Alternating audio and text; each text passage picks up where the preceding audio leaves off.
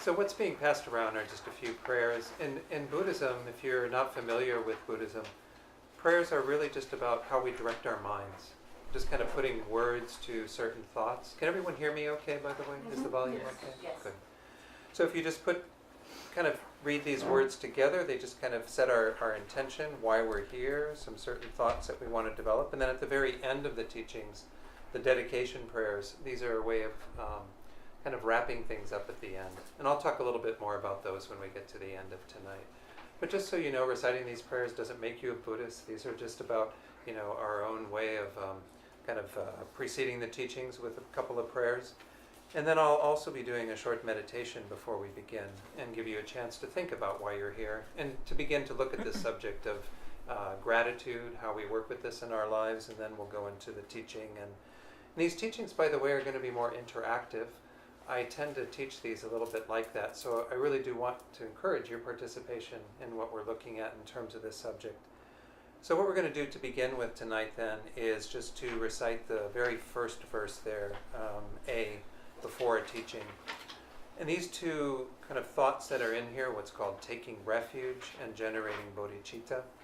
The idea behind the first one is that we each have things that we rely upon in our lives that are helping us spiritually, kind of guiding us. And tonight we'll be looking at some of those ideas. Refuge in Buddhist terms is kind of finding a safe direction in our lives. And you may have other things that you have safe direction in as well. It's not a problem in that regard.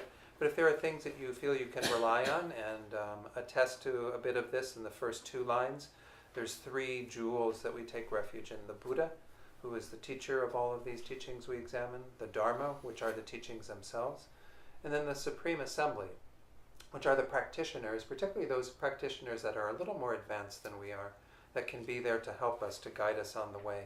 So again, even though these are in Buddhist terms, you can recite them with the thoughts of whatever it is that you rely on, even if it's another spiritual tradition, just affirming that and your own safe direction in those teachings. And then the second two lines, it says, by my merits of listening to the Dharma. So you think by being here tonight and engaging in these teachings, may you become most beneficial for others. In Buddhist terms, it means to become a Buddha for the sake of others, because we all have the potential to develop our minds into that state.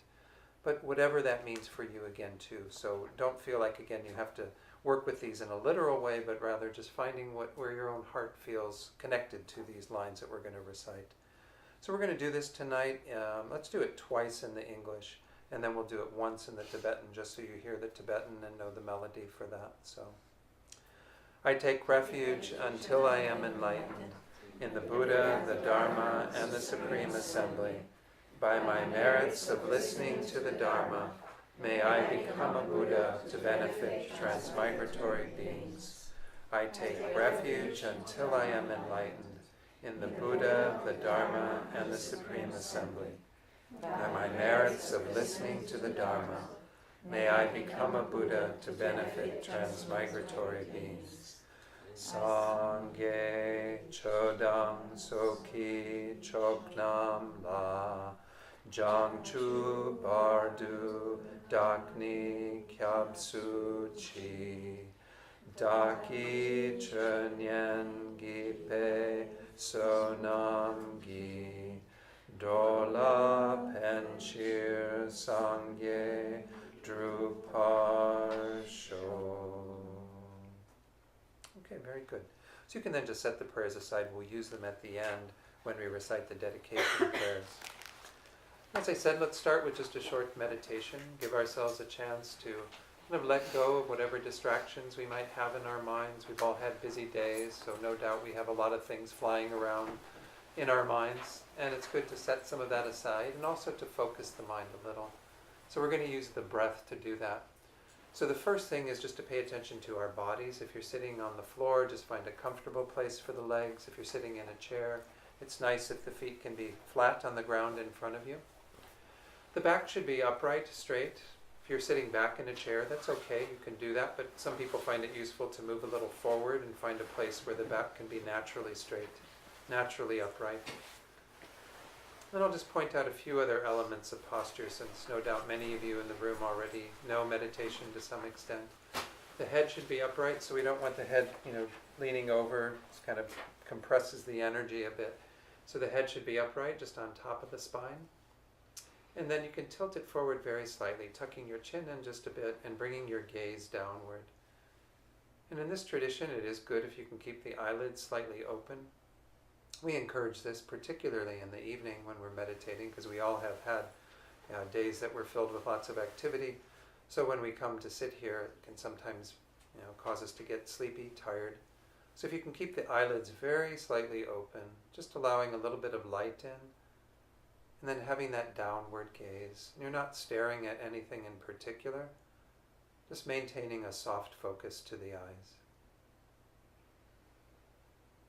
Then you can place the hands wherever they're comfortable in the lap. The traditional posture is the palms up, the right on top of the left, and the thumbs together, just cradled in your lap. But you can place them wherever they're comfortable for you. So before we begin the meditation on the breath, it's also nice to relax into this posture. So we spent some time kind of making the posture correct. It's good to make sure that we're not holding extra tension in the body. So I do this in a number of ways, and tonight we'll do this by just feeling a wave of relaxation. Imagine this wave of relaxation that starts at the crown of your head. It just kind of moves slowly through the body, beginning with the head, in the forehead, around the eyes. Just feel this relaxation flow through those parts of the body, releasing any tension that you have there. Continues into the area of the mouth and the jaw, making sure that you're not clenching the teeth. It continues moving down into the neck area, the shoulders. Continues moving down through the torso, releasing any tension in the chest, in the arms, all the way down to the fingers. Sometimes we hold tension in the lower abdomen or the lower back. Just kind of release those areas. Feel the cushion or the chair supporting you. And continue down into the hips, the legs, and all the way down to the toes. So the body should feel nice and relaxed, and yet you should still have this upright posture. So we're just going to do a few minutes of focused meditation on the breath. So the breath is a really useful tool to help us to meditate because we have it with us all the time. We're breathing in, we're breathing out. So there are many ways to meditate on the breath, and I'm going to suggest one to use, but if you have another one that you prefer, you can do that. And the one that I suggest is to work with the point at the tip of the nose, where you feel the air coming in through the nostrils and then going back out through the nostrils.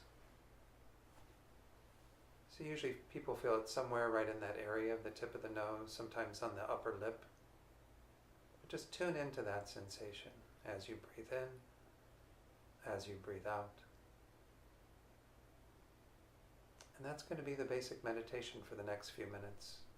But when you see that the mind wanders away from the breath, you might have thoughts, again, things that are on our minds currently, or plans we're making for the future, or maybe even sounds or other sensations in the body that distract us.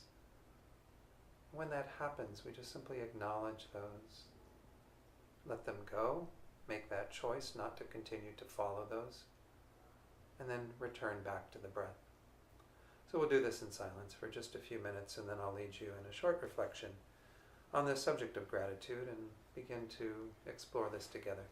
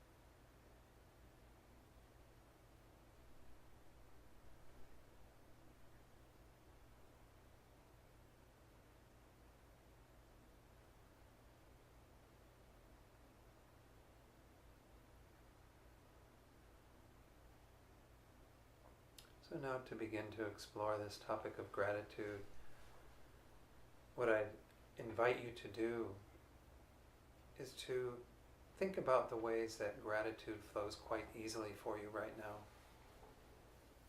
where you have this natural feeling of appreciation or thankfulness towards others, towards aspects of your life. But just to use that as a starting point, to acknowledge that you already do have some practice of gratitude. You might think in particular about the people who you feel very grateful for. Might be family, friends, or the situations in your life that you really appreciate, that you have that good fortune. And just spend a minute or two focusing on those and feeling what gratitude is like when we open our heart to that appreciation, that thankfulness.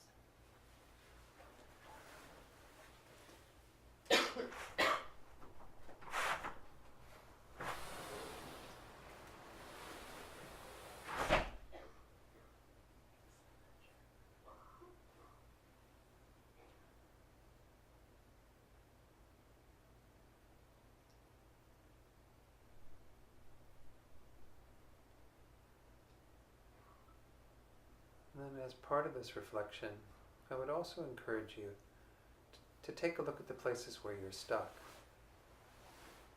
where that gratitude doesn't flow so easily. The people, the things in your life that are challenging to be grateful for. Because we don't see, perhaps, or don't see yet, the usefulness of those things in our lives. So here again, you can go to those things that are a bit more challenging for you, or all the way out to the things you find most challenging, the people that you find most difficult. And just simply recognize that at this juncture, this is a place that you'd like to work on, to try to open your heart with more gratitude for those things in your life as well. And even entertain the idea, think about the possibility that you could be grateful for everything in your life. And just see what that's like to kind of play with that idea in the light of these things that you do find more challenging, more difficult.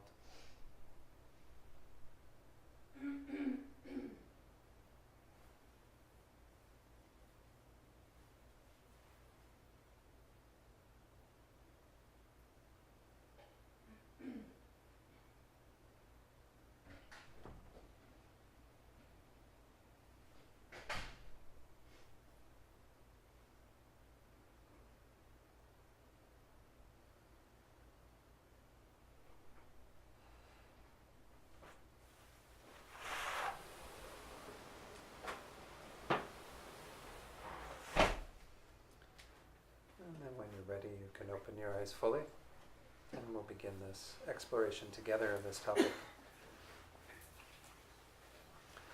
So some of these topics that I do when I go out teaching at other centers go back to a time in Santa Fe where I live when I was trying to expand a bit what I was teaching on and try to create a series of talks that could be much more useful for everyday life, kind of how we use some of what the Buddha taught. And we'll talk about Buddha's teachings as part of this, certainly. But we know that gratitude isn't unique to Buddhism, that this is also an idea that many traditions, many other spiritual paths share. This one, adopting an attitude of gratitude, the first time I taught this was about 10 years ago, and I've been teaching it a couple of times since then. And I like doing this actually because it helps, stays fresh every time I teach it. There's new perspectives, new insights, and it always helps to have new people to share this with. going to start with a little quote that was in a book on gratitude. It was a Buddhist book. This is from a woman named Melody Beatty. She's the author of many books on recovery and codependence. And she says, gratitude unlocks the fullness of life. It turns what we have into enough and more. It turns denial into acceptance, chaos into order, confusion into clarity. It turns problems into gifts, failures into success, the unexpected into perfect timing, and mistakes into important events. Gratitude makes sense of our past, brings peace for today, and creates a vision for tomorrow. So I read that quote, and that was one of the inspirations for doing this talk, was this, the many benefits of gratitude that I don't know that we fully acknowledge. In our culture, we say thank you a lot. At least Americans do, I think. I don't know if all other cultures. Actually, I mentioned to you earlier on Apollo, there was a woman from Spain. She's a nun now. I'm pretty sure she's still ordained, Venerable Nerea Basurto. And she told me, oh, you Americans, you say thank you too much. And I didn't really get it till when you live in other cultures. This is when I was living over in Italy. And you kind of recognize that people maybe don't say thank you quite as often. But I also wonder, I mean, I'm not saying that it's not to be admired that we say thank you. I think it's good that we are grateful for things saying thank you for this and for that. But I wonder how much sincerity there is in our gratitude if we're always saying thank you, but not really thinking about what that gratitude really is, kind of the thoughts that are behind those words. We're very quick to just say thank you and don't think much of it. So this is part of tonight too, is just to take a look at this idea and think about what we can do to adopt what I call this attitude of gratitude. It's kind of the thoughts that are behind it, that we don't necessarily even have to say thank you. We can manifest that gratitude in other ways as well. So it's not just about the words thank you or gracias or whatever. It's about the intention that's behind it, So in putting together this talk, I was reminded of a Twilight Zone episode. I grew up with the Twilight Zone on TV frequently. And one of the episodes that really struck me was Burgess Meredith. He's an actor. I think he's deceased now, but anyway. He played this man who really liked to read books. And he had a job in a bank, and of course he wasn't paying attention to the people, the customers who were coming in, because he was always trying to read while they were getting their money and what have you. He was shortchanging them and all of this. And then he had a wife at home who didn't like him to read as well, so she would mark up his books so he couldn't read them and hide them from him and all this stuff.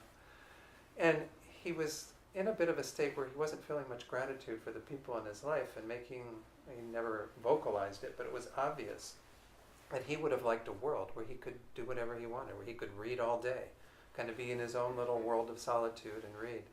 And the one day at the bank, he decides he's going to go downstairs into the vault, and he closes the door of the vault, and he's in there, and there's a huge bomb in the world, and so everyone is gone. He comes out of the vault, and there's no people left. And at first he gets a little kind of bummed about this, like, oh, there's no one here. Maybe I should just, end my life as well. And then he realizes that there's this library full of books. And he goes, oh, this is perfect. Now I've got all the time that I want. I've got perfect solitude. No one's around to bug me. I don't have to work. I don't have my wife at home. I can just read all day. Well, he was wearing these very, very thick glasses. They call like Coke bottle glasses, like the bottom of a Coca-Cola bottle. And he's getting ready to read one of the first books, and his glasses fall off and they break. So it's like the perfect lesson, and be careful what you wish for, because you may get it. But it's also, to me, when I first saw that episode, I thought, this is really a good example of not really having a lot of gratitude, because all he could think about was his own little world, and not really think about what he might add to the world around him, and have some real gratitude for the people who were in his life, his boss who employed him, and all of the things that were involved there, his wife, who I'm sure took care of him in many ways. And he got into this very sort of self-centered kind of mode. And so then when you finally experience this reality that even though everything seems to be set up for him to be able to enjoy this, he's kept from doing that. I saw it as a real sort of example of how we can sometimes, again, get so narrowly focused on ourselves that we forget the world around us. It's as if they're all gone. And that isn't really a good place to be. It's an impossible place to be. Because we actually are in a world of interdependence. This is one of the real truths that Buddhism teaches, is that there is no such thing as some sort of solitary, isolated being or thing in the world, because we know that everything is actually quite interconnected, that we don't stand completely alone. We like to think, and particularly in America, there's a lot of that ideal of the solitary hero kind of thing, that we're going to somehow battle everything ourselves and make it through, but we always depend upon others. And we can look at this horrific incident that happened in Las Vegas and see the interdependence of beings there, that when suddenly this is happening, they needed to depend upon others. They needed to depend upon people who weren't there as well, medical people and so on. So we see that we can't really stand completely apart and alone from others. It's impossible to do that. So the attitude of gratitude is very much one about kind of overcoming all of our self-centeredness and that tendency that we have to isolate ourselves from others. Again, it may not mean that we're out among others every moment of the day, but that when we are with others, or even when we're not, we think about the kindness that they've given us. We think about the ways that we benefited from them. And then our interactions with others are going to be much more positive, much more favorable. So let me see if there were any reflections on, just from the meditation, looking at the ways that gratitude flowed quite easily for you, or where it seems to get stuck, or where you feel that there's some problem. Because we're going to move into this area of taking a look at that possibility that we could be grateful for everything that we have in our lives, which sounds like a pretty tall order, given the world that we live in, and the challenges that we face. Does anyone want to share anything from the meditation? Yeah, Anupama. Yeah, for my family, every time I see my kids are healthy and my husband and everything's smooth, it's like easy to be grateful for that. And it's a reminder every day. Right. Now, when something comes up that you are not healthy, and that's when the gratitude stops. It's when something is that negative. Okay. For me. Good. Thank you for sharing that. Anyone else? Yeah. A very interesting experience. Okay. Yes, Amina. I started to, when we were meditating on the things that we were grateful the most for, it was easy. It was kind of easy, but I thought about people. Right. Of course, my family, my daughter, my ex-husband, my boss, and then when you were talking about the most challenging people, I thought about some same people. So it was very interesting to see that I am grateful for them too. Sure. The people that I'm most grateful for are the most challenging too. This sometimes happens. So it was very interesting. Yeah. Yeah. I think that's in part due to the fact that because they're so close to us, we can easily go from one to the other. We can find, they know us so well that they can quickly get to the places where we don't have much gratitude for them, where we're a bit like, maybe it's not so good to have you that close in my life. But yeah, that happens a lot with really close relationships. And it's perfectly understandable. I've done some classes on what I call conscious relationship, which is where we bring more mindfulness to the relationships we have, particularly with people that are very close to us, family, friends, and so on, and even especially partners, spouses, whatever. And as part of that, I recognize that people do have to practice being with almost 3 different people, which are the 3 categories that we're going to talk about here. Someone who is very dear to us, who's very easily seen as a friend, somebody who can be really challenging, and we use the term enemy sometimes, but that's a little strong, but maybe somebody, again, who really pushes our buttons. But also the 3rd category of a stranger, somebody who sometimes we go like, who are you? I've been living my life with you, but I have no idea who you really are, because of something they say or something they do, and you kind of wonder. So we do have to balance out our feelings in regard to those people who are very close to us in a different way, perhaps, than we do with strangers or people that are just difficult, not close to us. Yeah, it's a good insight. Thanks for sharing that, Amelia. Yeah, Andrea, were you going to share something? No, it's funny because I may repeat, but I was talking to a friend, and it's like about marriage and relationships. Like a long life relationship is one that you have loved and sometimes hate it. But you have to be able to, in friendships, you have to be able to withstand the ups and downs, to be able to look back and say that you're still here, right? Exactly. Like when it's really hard, not to let it break, Uh-huh. because it will pass. You know, if you're Absolutely. both willing to work it out, Uh-huh. it passes, and sometimes we just Yeah. walk away. So Yeah. I think it's along the lines. It's something that I'm trying to Absolutely. practice when the enemy appears, to be like, oh, it's gonna pass. Yeah. You know. Yeah. But No, these are good insights. And I think, again, the idea behind the tonight is to really say, well, how can we even be grateful in those moments when the people who should be behaving much better, should be a different way, aren't living up to that expectation. They're actually doing something that seems against the grain of our current relationship with them. So it is really challenging at those times, but I think quite possible. And that's, again, where we're going to move this into in terms of trying to explore what is the rationale for that. Buddhist thinking is very much grounded in logic and reasoning and rationale. Buddhism isn't much about like just believing in things because it sounds like a good idea or makes you feel good or something. It's very much about looking at things in a very matter-of-fact way, analyzing and seeing if you can produce some logic and reasoning behind it, and then you sign up for it because it does also feel good. It does also produce good results.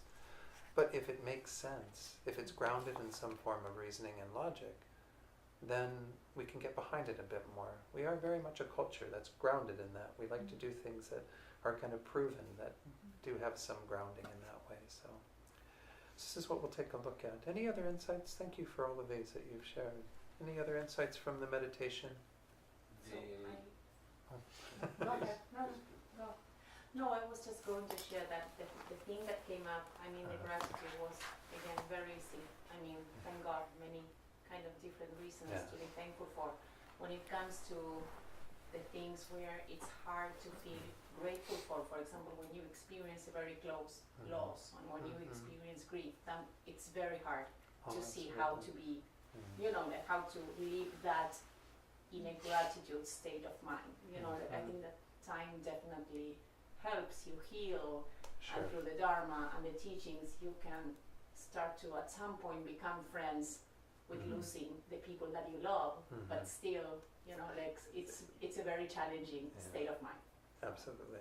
Yeah, the pain in the moment sometimes gets in the way of feeling any of that gratitude. Yeah. That's completely understandable, you know, so very good point. I forget your name, I know I Paola. Paola. Yes, we met before. Oh yes, Lovely Paola. to see you again. Yes, good to see you too. Yeah.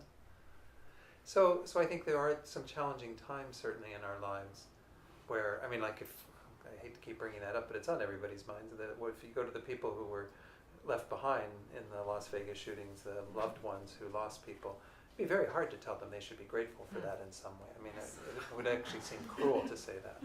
So again, the gratitude that we're talking about is a deeper sense of some lessons we can learn on the basis of our experiences, but sometimes our experiences do take a while to get to that place.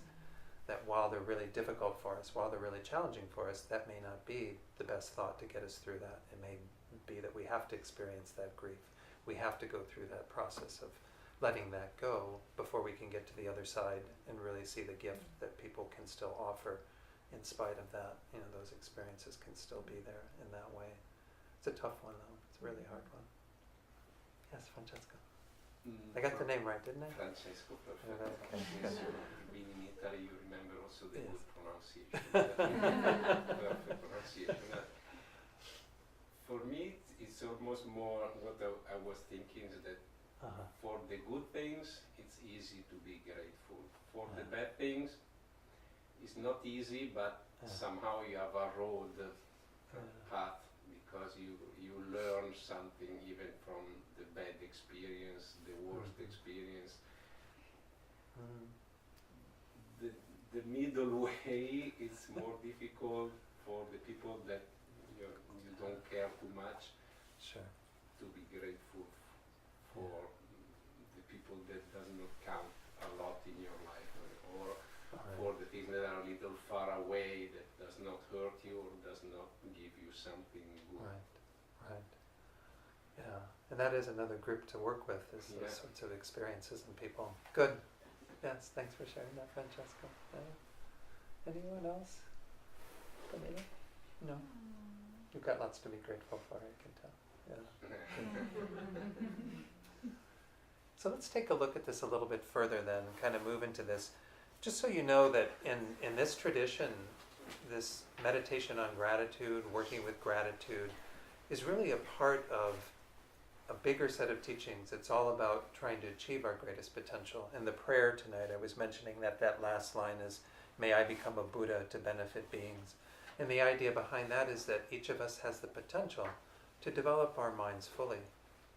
And we tend to think of ourselves as being quite limited because we're used to our sort of narrow way of thinking and looking at ourselves. But in Buddhist teachings, particularly this, what's called the Mahayana tradition that Tibetan Buddhism is included in, we actually have the potential to develop our minds limitlessly, which is kind of hard to fathom. The word that we recited there at the very beginning of that prayer, Sangye.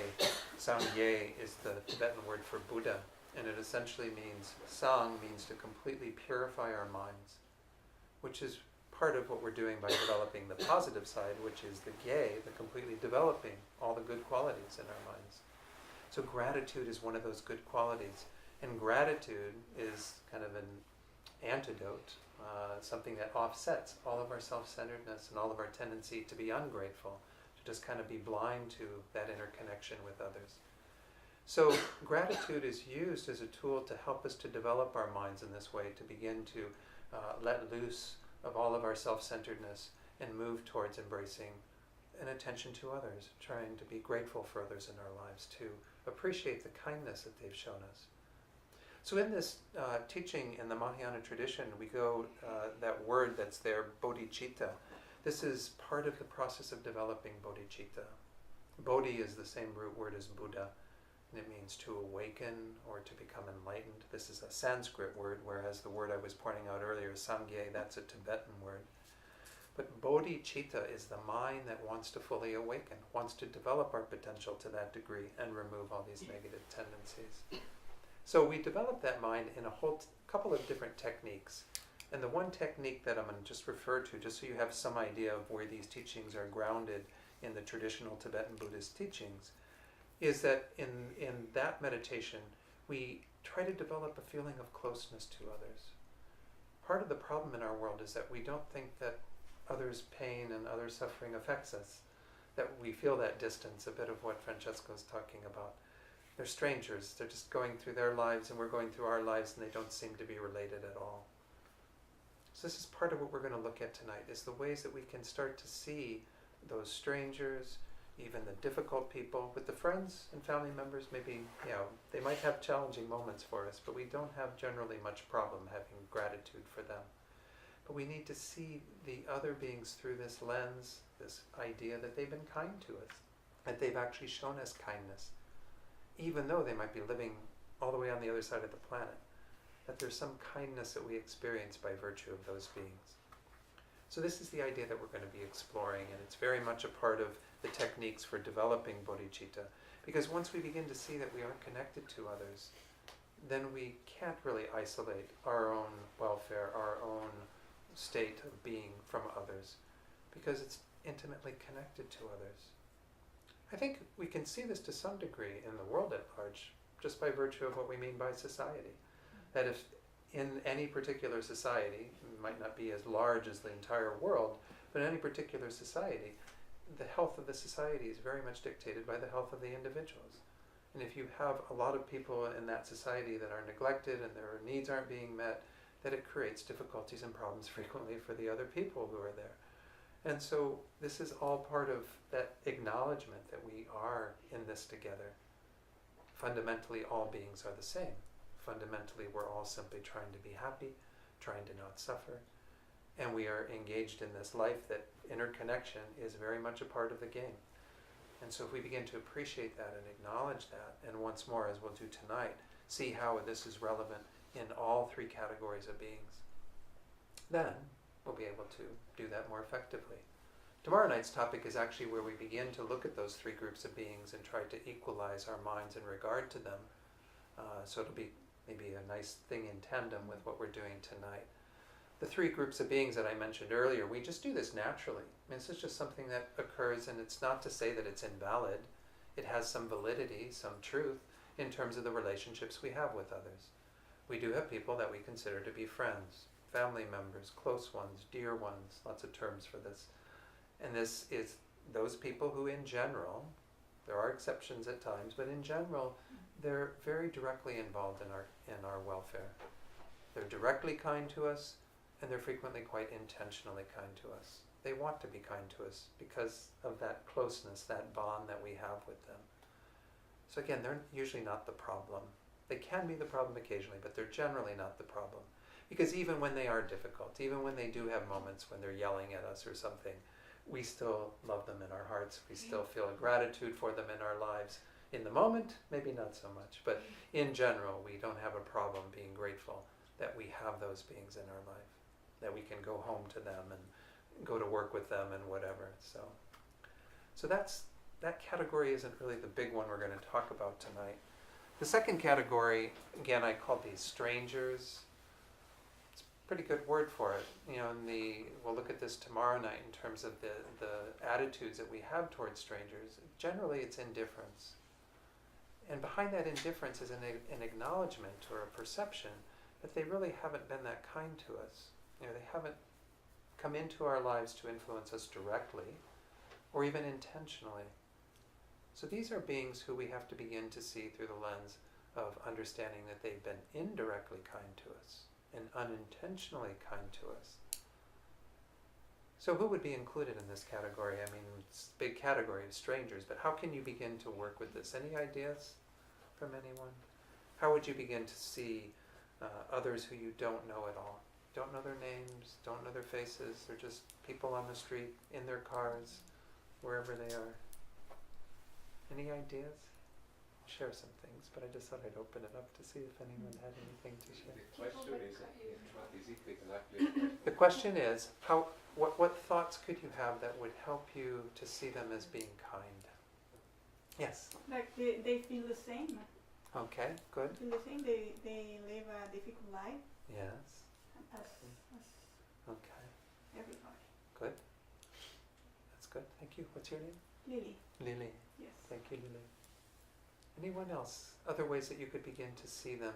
Sometimes when we're going in the car and I Uh-huh. see like houses, it's hard to imagine like every house has its life, its people, its problems. It's, Good way. Yeah. It's like really usually you just go along and you see houses go by, but each house is family. Yeah. Good. Oh, what's your name? What's your name? Oh, sorry, Caroline. Caroline. Thank you, Caroline. That's good. That's a good way to kind of do that meditation, is to think about, it's a bit of the same idea that you have kind of ordinary folk that are all living various lives, and we can begin to kind of open our hearts to them a little bit because we see they're just like us. We go home to our family, our home, so good. Anyone else? Any other ideas as to how to? I heard about, several times I heard the Dalai Lama saying that we should find something in common with Good. another person. Good. That is a greatness. And one thing we know that we have in common is that everybody is pursuing happiness. Absolutely. So even though this person is slapping me on the face, he's doing it because he's pursuing happiness, as I am, in a different ways. Yeah. Of course, Good, but it's the same. So in that way, I think that kind of helps. Good. He's wrong, but he's also looking for happiness. Good. And your name is? My name is George. George. Thank you, George. Yeah, these are all great. These are all part of, again, tomorrow night we're going to go into this in even more detail, as those sorts of ways that we begin to equalize those relationships, that we don't see this huge gulf, this divide between ourselves and others. But are there some additional ways that we can kind of see their kindness, though, in addition to this, kind of over and above that? We can see, okay, they're searching for happiness, they're just like us, but what ways are they kind to you? Do you? I remember being pregnant and people opening the door for me. Yeah, nice, simple like, things. yeah, I guess it didn't only made me happy, but it made the person who opened the door for me happy too, because he Good. helped someone. Good. So it was Good. like, it was, yeah. So let's, if you don't mind, we'll use Amelia's example of being pregnant and going to have deliver your baby. So what else is all involved in that? There's a lot of things involved in that, right? Yeah. I mean, you can be dependent certainly upon all the people who are there, who are tending to you. And they are really quite still directly involved. But there's a lot of things indirectly involved, right? Like who built the building? Who supplied all the medical supplies that are there? The table that you're on, all of the things that are involved. If we start thinking about it, we start seeing that in any situation, whether it's Amelia's or it's any of ours as we're going about our day, that there are countless beings who are involved in your welfare at that moment. The cars that you drive, you didn't build that car yourself. You didn't make all the parts, design them, mine the metal for them, do everything that was necessary to put your car together, right? Did anybody do that in the room? Okay, so you got your car through the kindness of others, right? If you didn't have all of those people, and you might say, well, yeah, but they got paid for it, right? You know, they worked in the car factory. They were the people who got nice paycheck because they built the car for you. But you get a paycheck for what you do, and other people benefit from what you do. And so I don't think we can kind of exclude them or disqualify them on that basis, because we're looking at kindness here through a slightly different lens. We're looking at it from the point of view of, do I benefit from that? So we're talking mostly about our own gratitude, but we can say this for everybody. Everyone can look at everyone else and say, do I benefit from what other people are doing? Look at the food that we eat. None of us grow completely our own food. Maybe you have a little garden and you're able to have some food for parts of the year and so on. But you inevitably depend upon other people. And even to grow a lot of things in the world, you need insects, right? To pollinate and cross-pollinate and whatever. You have a lot of different beings that are involved in your welfare every day. Now, do you know that any of those people that are driving on the road with you, or that are, wherever, that they aren't involved in your welfare? No, you can make the assumption that they're somehow involved in your welfare. Or if they're not the person who's directly making the food that you eat, well then maybe they're supporting somebody who is making the food that you eat, or however many, they call these degrees of separation, sometimes. However far you have to go, you can find people who are still going to be indirectly involved in all the things that you have. Once more, we're kind of blind to that reality a lot of our days. We just get in our cars and we go to our houses and we do all the things that we kind of just take advantage of that all being there. And we don't know the beings that are involved in all of that. When you go to the store, it doesn't have the tomatoes and all the people who were involved in growing it and all of the people. Yeah, they wouldn't fit. You wouldn't be able to get them all on a little card or something. You just get the card that says tomatoes and the price. So we can imagine that there are many, many beings involved in every single thing that we get, that we benefit from. Of course, in Buddhist teachings, we also say that many of the things that we engage in terms of our actions, we also need other people for that. Especially these types of mindsets that I was talking about, where we're generating bodhicitta, we're generating a desire to benefit all beings. Well, benefit all sentient beings. That means all sentient beings. That means all those strangers. It even is going to mean, as we see when we look at the difficult people, it includes all of them too. So we need all these beings for our spiritual development. We need all these beings for our everyday life.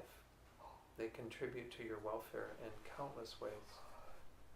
I kind of joke with people when in Santa Fe we really don't have that much traffic. It's only about 75,000, 80,000 people. It's very small.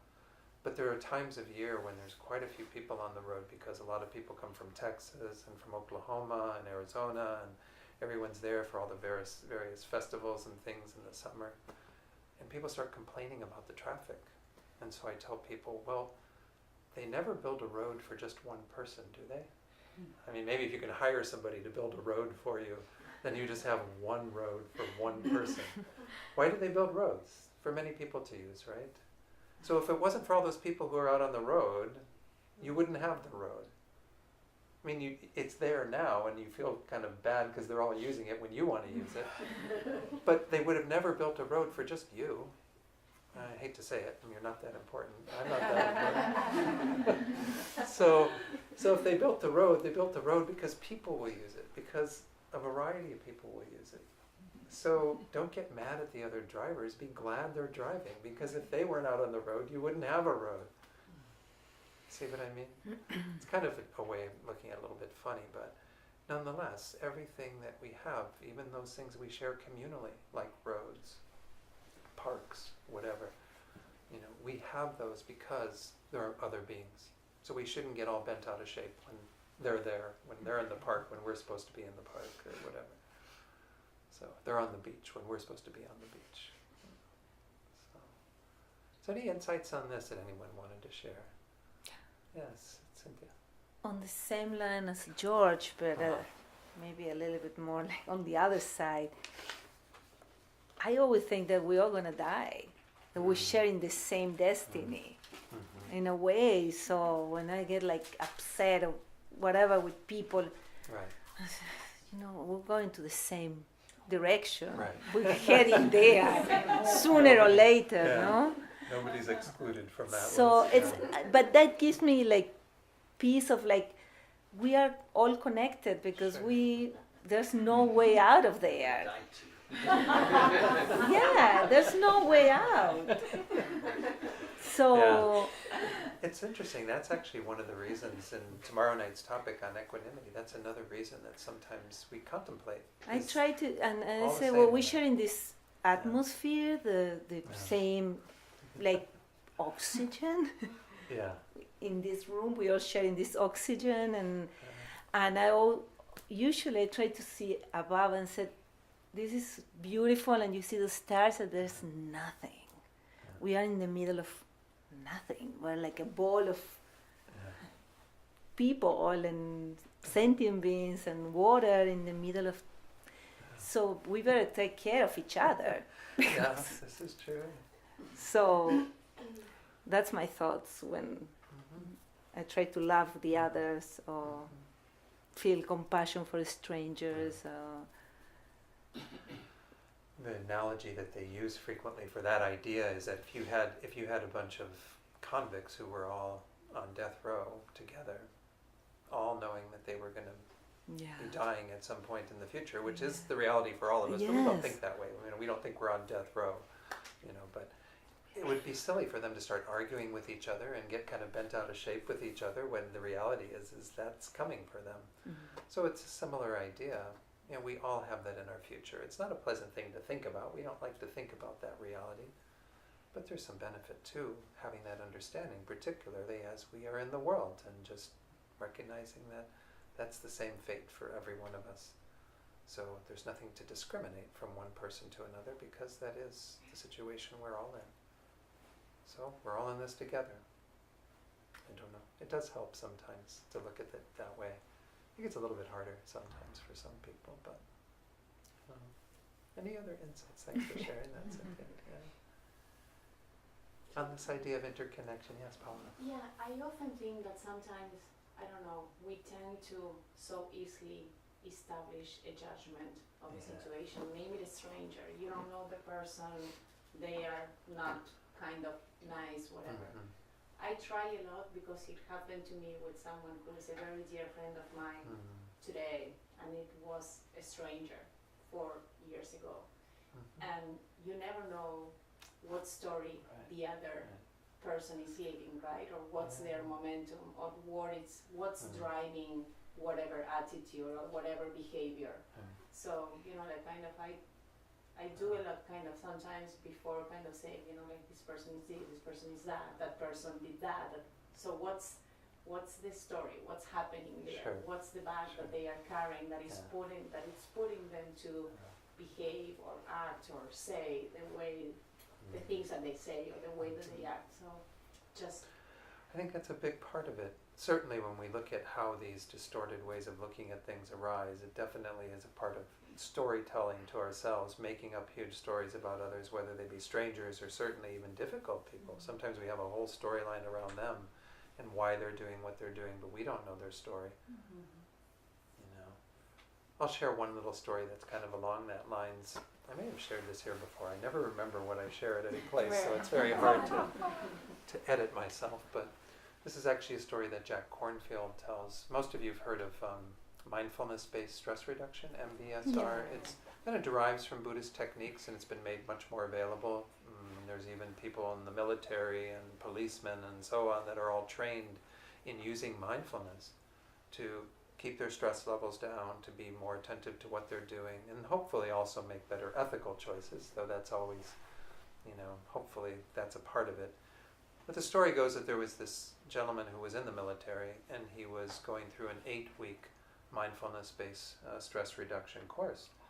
And he was in about his 6th week. So he's at the grocery store, and he happens to be at the grocery store at the time when everybody's at the grocery store.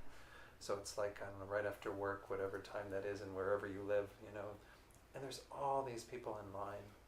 And he gets into the one line, with his cart full of groceries, and he notices that a few people up from him is an elderly woman who's got a baby in her arms, and she's got like 1 or 2 items. And he's like, starts thinking about her and going, God, this is so silly. She's just buying 1 or 2 things. Why isn't she in the express lane? Instead she's getting in the lane here with everyone else who's got all their other groceries, just holding us up. And then he kind of realizes, I'm supposed to be practicing reducing my stress, be a little more mindful of what's going on. And so he eventually calms himself down, and then they get further up in the line, and eventually the older woman with the baby is at the counter, and it's a younger woman who's the cashier. And all of a sudden, the older woman's giving the cashier the baby, and she's holding it up, and goo goo gaga with the baby, and doing all these things. And he's like starting to get annoyed again. And so then he has to remind himself, I need to be more mindful of what's going on, and try to reduce my stress and be calm. So he lets go of that, and eventually the woman takes the baby and leaves with her 1 or 2 items that she bought. And he gets to the front of the line, and he tells the cashier, the younger woman that's there, he says, that was a cute baby that woman had here. And the woman says, do you think so? That's my son, and ever since my husband died, I've had to work 2 jobs in order to make the money that we need.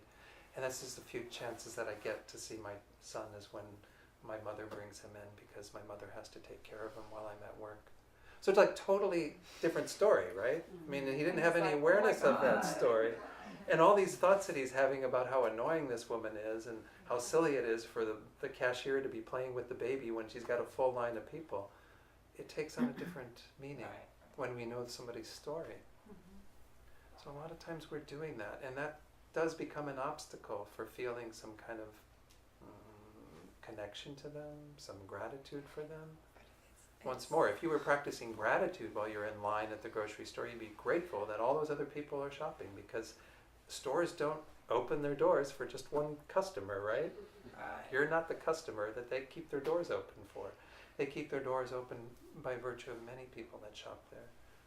So again, we can have different thoughts that cause us to have a different experience. But if we're going into storytelling, if we're going into making up something about people and thinking about them in a way that isn't in line with their reality, well, we've completely missed the boat. Now, you could be right. There are those times when you're right, when that person's just an annoying person and they're doing whatever they want because that's what they want to do. But does that change what your response should be? I don't think it does. I think if anything, it calls upon us to be even kinder and more grateful for people, simply because if that's how they're living their life, going around being annoying to everyone, well, that's not a very pleasant thing for them, I'm sure. They're not a lot of fun to hang out with. So. Well, we're just like talking about today, I won't make a long story short, but I got into a conversation with someone that said I was going to hell for being a Buddhist and not having Jesus in my life. Well, that's an interesting thought. And I was like, I love you. Not in good company. I love you. Exactly. I was like, I love you, and I think you should listen to Jesus better, because I don't think he's happy with the way you understand it. And he went on and kept following me around, and I was getting worked up, but not towards him, but just thinking, okay, he's dangerous. But it's like, sometimes you encounter these people that are really wacky. Really, not to be judgmental, but like the arguments they use, they talk about Vegas, and you're like, what do? Do you just like, I'm grateful, but please don't pick up an arm, don't, stay home, hope you don't have any guns, like we're in a society where we're dealing with people who are dangerous too sometimes, like it makes you worry that what are they going to do with all this Jesus and all this whatever philosophies that they may believe, and like I hinted as like I'm not 100%, and maybe not be very well mentally. You know, some people out there. I know, okay, but it's like, what do you do when it's extreme? You know, just gratefulness and walk away. Well, yeah, I think to some extent. Yeah. What are other thoughts? Yeah, Alessandra. Oh, yeah, I agree with you. Like when I was, reading the news and everything, and you're supposed to feel compassion, and you're supposed to feel equanimity with such a person that goes out and kills all these people. It's very hard. How do you do that? Yeah. Maybe we'll explore this a little bit over the next 2 nights as well, even with working with fear, because I think there's a lot of things that come up there too when we start dealing with really difficult people and difficult situations that could be quite volatile. But I think you're right. We do have to still have some gratitude for people. They still are somewhat in our web of interconnectedness. We're not denying that. And people who come into our lives who maybe espouse these kinds of ideas and say these things to us might actually be useful for us to hear that. And that's a bit of what we're going to move into in talking about those difficult people. How can we be grateful to them? But for example, I mean, there was one instance, this wasn't quite the exact same thing, but I was at teachings with the Dalai Lama in, I think it was around 1990. No, actually that was after I came back from the master's program. That was probably 2006 in Pasadena. And there were folks across the street as we came out of the teachings with huge signs, about burning in hell and everything else. Oh, you also had that. Okay. Yeah, I've never encountered that. Even at the Dalai Lama's teachings, so they like to show up and just. And I try to work with, we come out of these wonderful teachings with the Dalai Lama and compassion and all this, and go, okay, now what do I do? This is in my face. And I'm not trying to put anyone else down. There were a few people that were in the audience that just immediately went over to him and started confronting them, and I was like, well, that's not really what I want to do. But I tried to think about them. How can I see what they're doing in a positive light? And all I could come up with at the time, I'm sure there are other ways that they're kind to me, was that they are concerned about my welfare in some strange way. Yeah, he was very concerned. He was very worried about me. He was very worried. They are really worried that I'm going to burn in hell. Exactly. And they feel that compulsion to put that on signs. Exactly. Absolutely. That was the feeling. So at some level I can kind of say, well, I'm grateful that you care about me. Thank you for caring about me so much. But I'm just fine, all right? I'm just fine. I know. But I didn't have to go up there to them and say this. I just felt like that was just one way of thinking about them that helped me to diffuse some of that kind of anger or energy that was sort of like, what are they doing here? They're ruining this wonderful experience with the Dalai Lama or something. So I think we have to find our way to just hear some sort of message, some sort of concern. Right. And even if we're in a situation where it's not this, but some of what was pointed out where somebody's just accosting us, just doing something really mean to us, well, we can learn from that too. It just might take us a little while to get there. It might be a little bit harder to do. So we'll explore that in a minute. But yeah, thanks for sharing that, Andrea. Yeah, I was just going to add to that there are certain situations that I have had, difficult situations, painful situations, triggered by someone, and at the time I couldn't see any gratitude. Now, many years later, I am so grateful for what happened because I'm in this place right now. So it took me a while, but I found it. And I suppose to some degree, this sounds like a strange concept maybe if we don't have a lot of grounding in karma in Buddhism, but there really are no accidents. It's not that, things do happen to us for a reason. I know that sounds a little new agey, but everything is ripening and coming into our lives when it's meant to. And if the factors all come together and that sort of karma ripens, then we have that experience. So karma, just to give a background for those of you who might be new to this idea, is simply an understanding that we are creating our own experiences, that the thoughts, actions, words that we've said and so on in the past have planted seeds that ripen into our experiences. But it's not linear. It's not like, I said something negative to this guy earlier in this life or in some previous life, and now he's saying something negative to me. It's much more complex than that. And we have this interconnectedness, again, of all the beings that we've interacted with, all the various thoughts and positive or negative, whatever we've done with various people. And we're in this sea of beings, and when we run into them, sometimes, and we've all had that experience, right, where you meet somebody or see somebody, and there's just like an instant, like two cats, and their tails go up, and they're kind of like, meow. How can you think that someone's connected with you when they're so mean? Well, because we probably were mean to them before, perhaps. That's the idea in karma, and we maybe it's not. A stranger. Yeah, even if we don't know them in this life. See, Buddhism holds, and this is again a challenge for some of us, is to think that maybe we've had lives before this life. Because we have this thing that's called mind being our sort of experience of things that's not physical, it's not our brains, it's related to our brains and has an interdependence with our brains, but it's this sphere of experience. And it's always arising moment by moment. You don't ever have a mindless moment. We have sleep and things like that where our minds are much duller. But we always wake up, our mind is kind of flowing along, and we go through our day, and there's always moments of mind that are following. And the Buddha says that even when we get to the end of this life, our mind keeps going. And before this life, our mind came from previous lives. So if, say, we did something in this past life, it could ripen into something in this life. We could have that experience.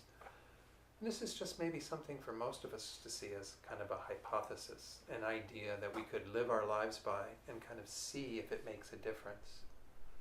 If I had that thought that everything that I met was my own karma ripening, well then I'm going to look at it very differently.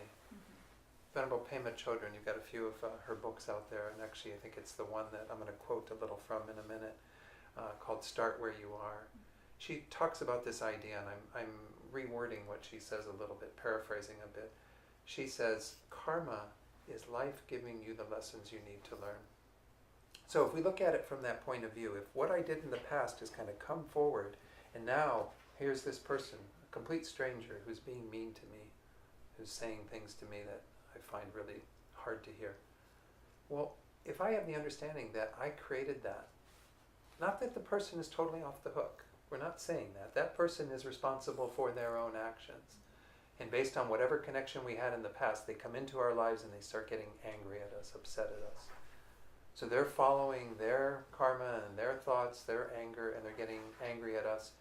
We are kind of coming along and we have this ripen in our lives. Well, the most beneficial thing in terms of that situation is to say, how did I create that? And how do I not create it again? Because who wants to experience it again? The Buddha says we just keep experiencing things again and again, and we haven't learned the technique by which these things are coming into our lives. And it works for good experiences, bad experiences, neutral experiences. Karma is always operative. So in that way, going back to what you were saying, there are no accidents because things come into our lives when the causes and conditions come together for them to come into our lives. And then we have this thing in our lives and we go, again, if our first thought is, what can I learn from this?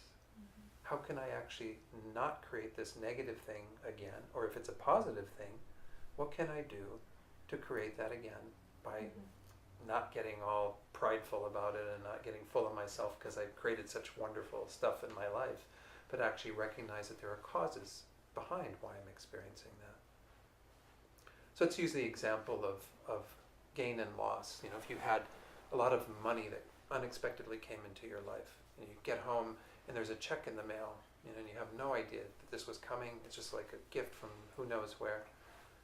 So you can sit there and think, I'm just going to use this money frivolously, and I'm just going to be so happy that this came into my life, but not necessarily be really grateful. And so you end up kind of squandering it. It's gone. You don't do anything that's kind of creating that same karma. So what's the karma for having that money come into your life? Anybody who's studied a little bit of karma. Why do you have money coming into your life? Any money, whether it's unexpected or not. Because you work. Generous. You work is a condition. That's a good one. It is involved because sometimes your work does give you a paycheck. But they would say that even getting that paycheck, even with your work, is because you were generous, because you were very giving with your money and your resources. You were very kind to others and always trying to not hold on to everything that you had, but give it away. So if we create that type of karma with any new resources that come into our lives, we find ways to make good use of it, to give it to those in need. You can maybe spend some on yourself, but the idea is that we want to try to create that type of karma, because that's why we got that money in the first place. That's why we had that gain in the first place. Then if you look at it from the point of view of loss, if you came home from the Buddhist teaching, your house was broken into. I hope that doesn't happen to any of you. But say that did. Say you went home and there was your house had been, raided, everything's gone, a lot of stuff is not there. Well, what did you do that created that, to lose your resources? You left your house. That's a condition. You're good on the conditions, Camila. Yeah, because we have to say again that these things don't happen without conditions. That's part of the complexity of karma, is because that all has to happen as well.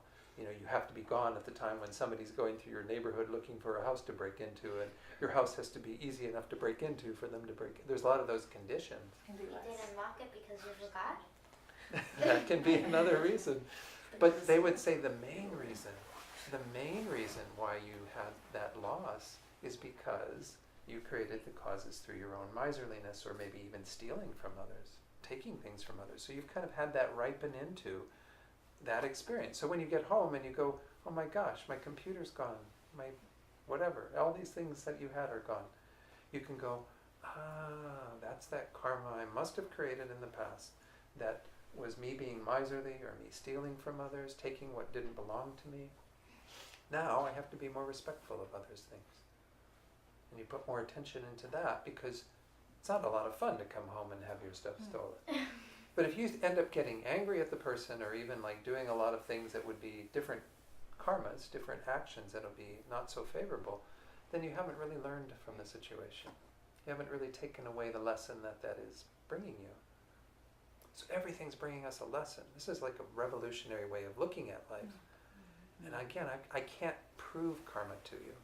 The Buddha couldn't even prove karma to anyone, because karma is not a kind of known phenomenon in a real sort of open way or scientific way.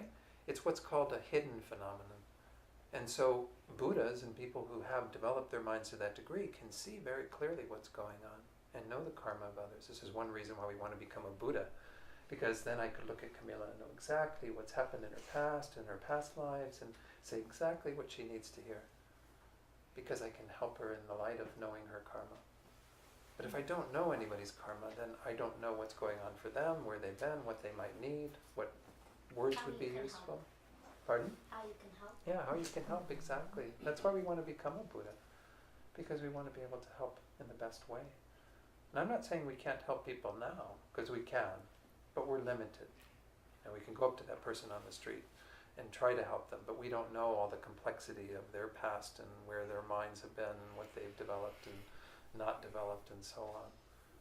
So this is the way that we start looking at this third category. We can even see strangers doing that sometimes, but usually when a stranger does something negative, they almost instantly become an enemy, right? They become a difficult person for us, even if we don't know them.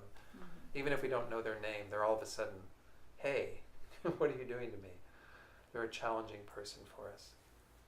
Well, if we think, hey, I created that challenging person. That challenging person is my challenging person. Venerable Rabina, who's going to be here next year, she's my first teacher in this tradition in particular.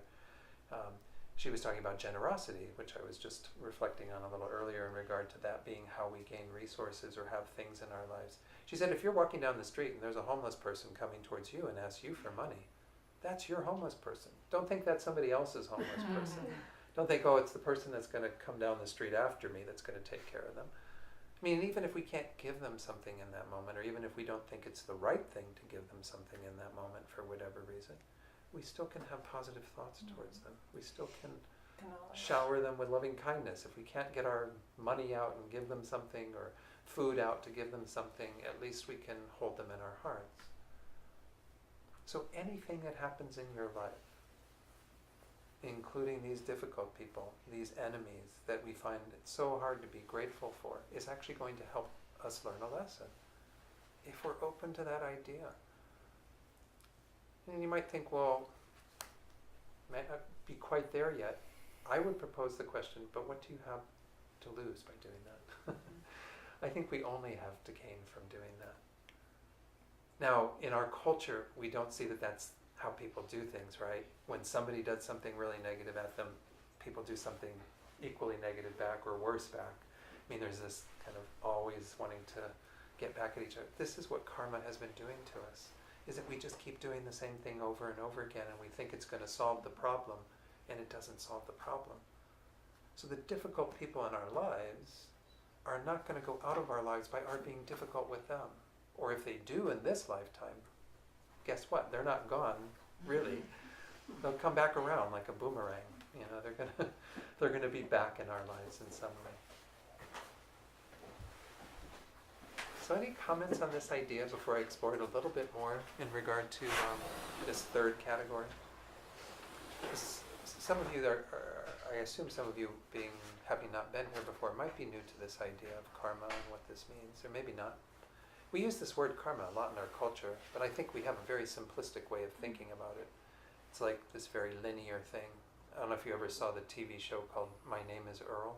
Did anyone see that? It was about a man who has this really horrible thing happens to him with like his accidents and all this, and he happens to hear, I think it's Carson Daly on TV talking about karma. If you do something good happens to you. If you do something bad happens to you. That's a simplistic way of looking at it. And what he decides to do is to kind of fix all the things that he's done in this life, all the ways that he's been harmful to others. He has a whole list on this paper, and he just starts checking them off. You know, I lied about that person or whatever. I stole money from that person. And he tries to make up for all these things. That's a wonderful thing to do, don't get me wrong, but I think it's quite simplistic in looking at karma because there's so many other factors involved. And it is good for us in this lifetime to take responsibility for what we've done and try to make good in regard to those situations. But we can't always do that, right? You know, we have to find ways still, though, to just keep reacting positively, responding positively to anything we have going on in our lives. Is there any comments on that?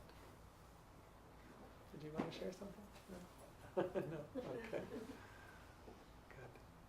So again, what I would encourage you to do, I said, because I can't prove karma to you, because there's nobody who can prove karma to you, you can see it, first of all, as just making some sense in the light of cause and effect. Cause and effect is kind of the general category that karma falls into. Karma just happens to be, again, a less obvious way that cause and effect is occurring. But nonetheless, in our lives, we have a lot of confidence in cause and effect when it comes to the more obvious ways that it works. Right? I was talking earlier about having a garden and growing your own food. Well, you know that doesn't happen without a lot of causes and conditions. You don't just sit there and look out your window at your plot of land and say, oh, I can't wait till there's, all these vegetables coming up out of the ground. You have to do what's necessary to get that. You have to get the seeds and till the soil and put the nutrients in the soil and make sure that they're all planted in ways that they'll grow, and make sure there's enough sunlight and enough water and everything that they need to grow. And then you'll get the garden. So we know that these things don't miraculously appear. What the Buddha is saying is simply take that same observation of cause and effect and apply it to your lives. So you see that the experiences that you're having that are coming from these past actions are, as I was saying earlier, something that you can learn from, something that you can actually use in your life, and not just think, why is this happening to me? Like Venerable Rabina, she says, we never say that about good things happening, right? You don't go out to your mailbox and see that check that was unexpected and go, why is this happening to me? You're just happy to get the check. But when something negative happens, it's like, why is this happening to me? So everything, again, this is the idea of having some level of working with karma, is just to think of it as a theory, as a hypothesis. I'm going to work with this understanding within the greater picture of cause and effect, and that this is operative in our world, and that this is just another facet of that, another way that we can see cause and effect happening, though it's not obvious. It's not something, again, that when that comes into your life, it doesn't come with all the past background, just like the vegetables that don't say all the people that were involved in growing them. This also doesn't say all the things that were involved in that coming into your life. nonetheless we can learn about that, about what we would do that would be opposite to that. Because we can assume that various actions bring about certain results and other actions bring about different results. So this isn't meant to be a whole teaching on karma, but karma nonetheless plays a role in this. Because when we have that third category of people that are pushing our buttons, that are making our life really difficult, well, we have to see it from the point of view of there's something to be learned from that, something to be gained from that. Pema Chodron, that book that I was mentioning, Start Where You Are, and read a little quote from her on this, because I really like her writings. She's an amazing teacher. I've never had teachings from her in person, but I'd love to someday. So this is about, in this book in particular, this book goes into what are called some of the verses or slogans of mind training or lojong. Is a particular set of teachings in the Tibetan Buddhist tradition. Everything in Buddhism is mind training, is working with our minds. But these are some specific pieces of advice that help us to open our hearts to whatever is going on. Sometimes we use this idea of transforming difficulties into happiness or problems into happiness. So the slogan, or the particular verse that she's talking about in regard to this line that I'm going to read to you, is one that's called, it says, be grateful to everyone, which is essentially the topic of tonight. How do we get to that place of being grateful to everyone? There's no footnote on that. Everyone excludes, all these different people. Everyone includes everyone. It's that simple. So she says in regard to this, that this really is kind of a test for us, particularly around difficult people, because those are the ones we want to exclude. As I said earlier, the friends, the family members, very easy to be grateful. Even the strangers, in that reflection I gave you of kind of thinking, oh, those people might be involved in the clothes that I wear, or the car that I drive, or the roads that I drive on, whatever. We can begin to see strangers in a more positive light and have some gratitude. But now we're moving away from those who were indirectly and unintentionally kind to us, to those who were actually directly and intentionally often unkind to us in our worldly terms. So she says here, this slogan encourages you to realize that when you've met your match, you've actually found a teacher. So when you've met somebody who is up there in your face and giving you all that stuff that you don't want to experience, you've met a teacher. Not a pleasant teacher, not like the wonderful teacher who's just always delightful and giving you smiles and everything. We like those kinds of teachers. I grew up in a Catholic school where some of the nuns weren't that way at all. Some of the nuns were the exact opposite of that. Anyway, so we are meeting these teachers. We're meeting people who actually have great lessons for us. So how open are we going to be to those lessons? Or are we just going to not learn the lesson at all and do the same mistake again and again? So being grateful to everyone, particularly with regard to these people that we dislike, the people that we find challenging, that push our buttons, there's a lot to be learned from them. As I said earlier, the main one that I think we can take away is that idea that there's some sort of karma ripening in regard to that relationship that we can learn from. But Pema Chodron points out another thing that I think is useful for us to explore together. And she says, the slogan, be grateful to everyone, is about making peace with the aspects of ourselves that we have rejected. Through doing that, we also make peace with the people we dislike. More to the point, being around people we dislike is often a catalyst for making friends with ourselves. This is kind of an interesting perspective. If we really use that relationship to see what it is we need to work on in ourselves, which is frequently mirrored in the people that are pushing our buttons. She actually suggests that you make a list of all the people that you don't like, and you actually will find a lot about your own aspects by doing that.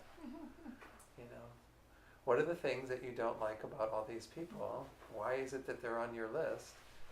And use that as a mirror to say, oh, okay, there's something for me to learn from that, something for me to take away from that. I'm not trying to make it all about us, but tonight's topic is very much about working on yourself to begin to have some appreciation for whatever you meet and then to use that to enhance your relationships with others, to not keep harming them and saying negative things to them and whatever else, so that we actually eventually can benefit them in the greatest ways. So, I don't know, this is an interesting exercise. Might be something that you do when you leave this space, to see that other people actually are a mirror for a lot of the negative tendencies that we have in ourselves. Has anyone had that experience that they'd want to share? It's really up to you, yes. I've had it a lot. Yeah. But it's funny because in the rooms in AA, they frequently tell you if you spot it, you got it. So it's kind of it's interesting to kind of remember that, because it's easy to forget at that moment when it flares up. But I find everybody that annoys me or triggers me, it's something in myself that I see just coming right at me. So, but it's just, usually it's an afterthought, right? Because it's training to catch it when it happens, or like in an aversion state. Even when I feel that slight aversion now, I'm kind of aware because of this group, right? So it doesn't form into like rage, right? Hopefully. That's the idea, at least. Yeah, I think that's a challenge, to catch it at that moment frequently. What's your name again? Claudia. Claudia. I think I met you before, didn't I? Yes, yeah. Yeah, I think what Claudia is sharing is really true. And this is, of course, part of our training. That's why it's called mind training. In any of these, Buddhist contexts, we're really about changing a course that we've been on, a trajectory that we just keep following. And it's very easy to continue to follow that.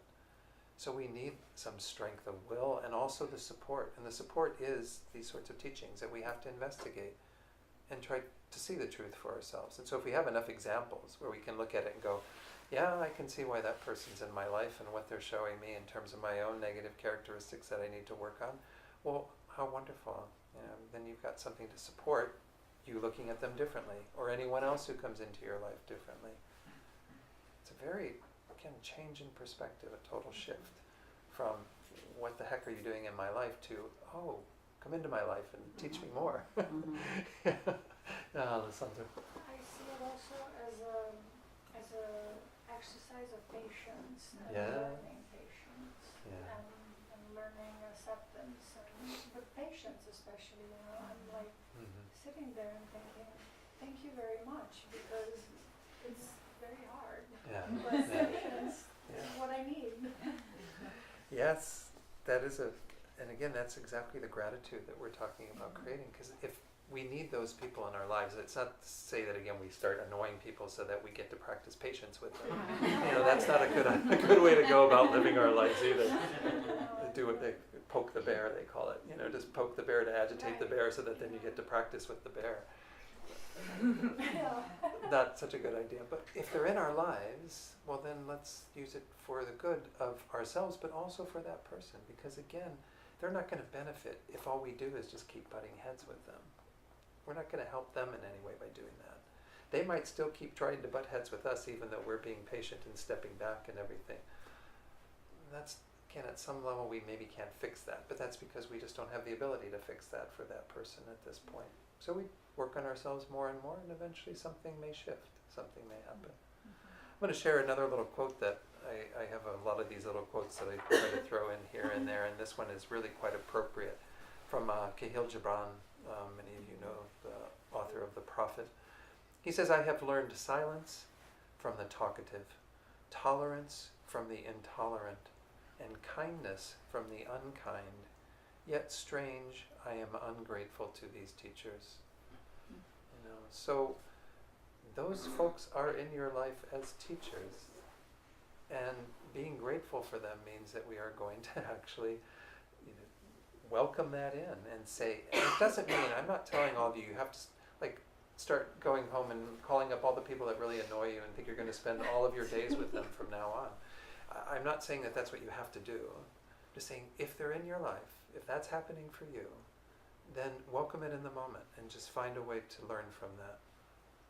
It can change the experience, can change yourself, can change them potentially as well, but it certainly stops creating the pattern that got you into that in the first place. If you have any level of conviction in karma, it's very much about that. Is that rain? Wind to something? I think it's wind, I'm just watching. It can be. No, I think they're fine. I think they're fine, it's just a lot of wind. The other books. Yeah, this is that time of year for a lot of wind here, it seems. Yes. I had my yoga teacher used to tell me that, like, his ex-wife, he's like, she's my guru.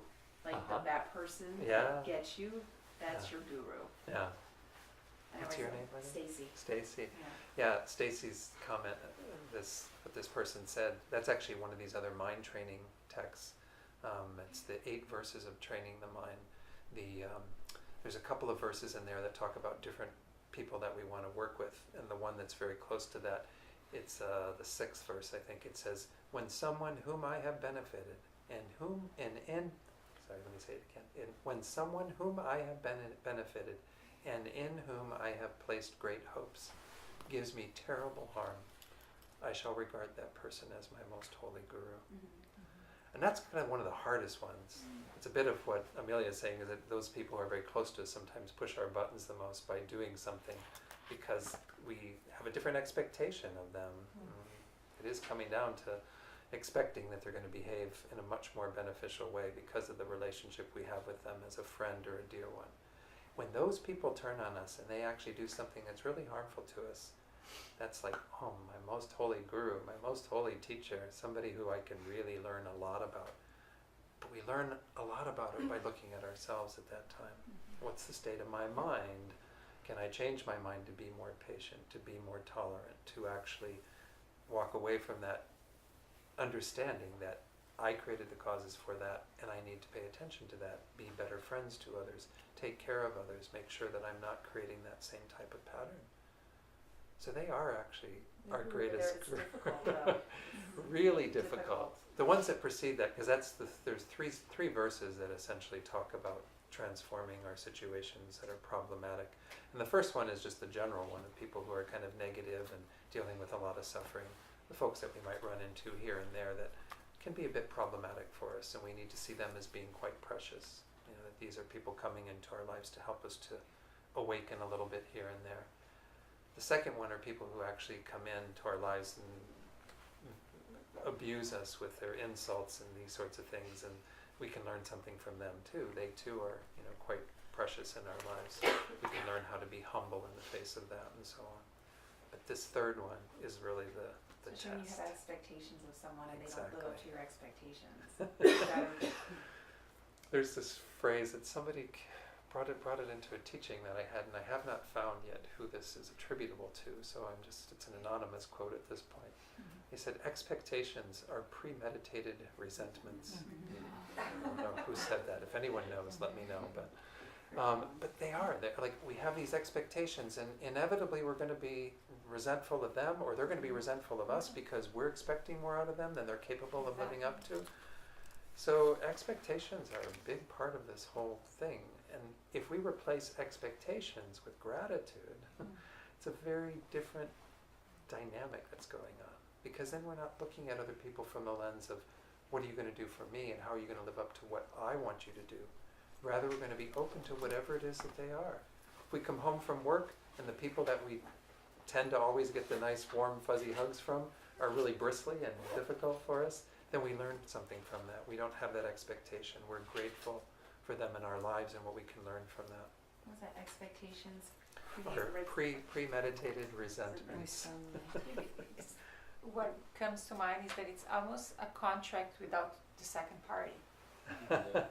More like a contract with ourselves to some degree. I mean, you think it's a contract that I have with you, but you're not aware of the terms and conditions. So, you know, you're saying, okay, because you're my mother, you're supposed to behave like this, but she doesn't know that exactly what you expect. So I think it's putting in perspective that it's a one-sided contract that the other person didn't sign for, even though they should, you know, which is, I'm learning that as well. So we all are. I think it's a hard one though, because again, when those folks suddenly flip into that category and they seem like the most difficult person in the world for us, we feel completely justified in having negative thoughts towards them because we were expecting them to continue to be that wonderful person that was in our lives. But is that a realistic expectation? Expectations are a big part of the problem. So, any other comments? These are all great comments.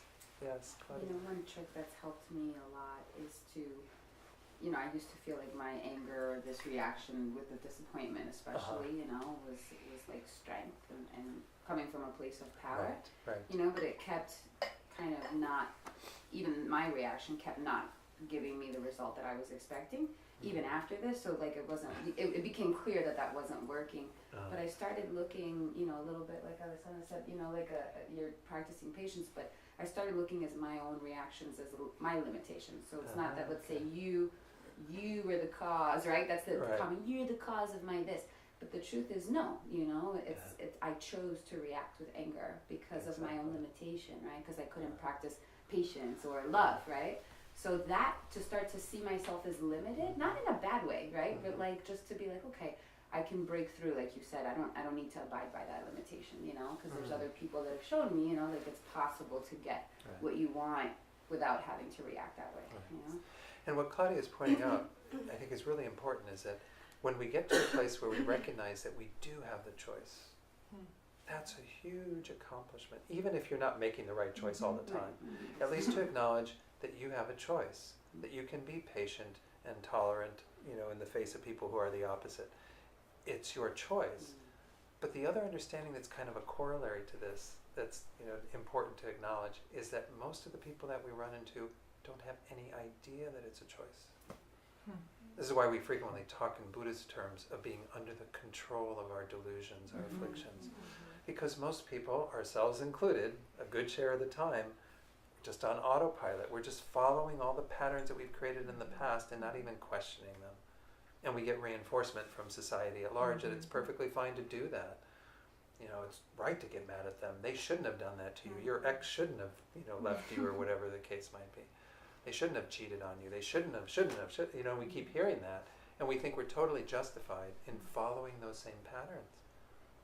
And don't think there's a choice, that you can actually choose peace and serenity and patience instead of agitation and frustration and all the other things that go along with that. So, Andre. for me, and I think we were at the retreat and somebody said something, I don't know if it was Lama Zopa, that, or you said now, like you react in a peaceful, grateful way and maybe something will shift.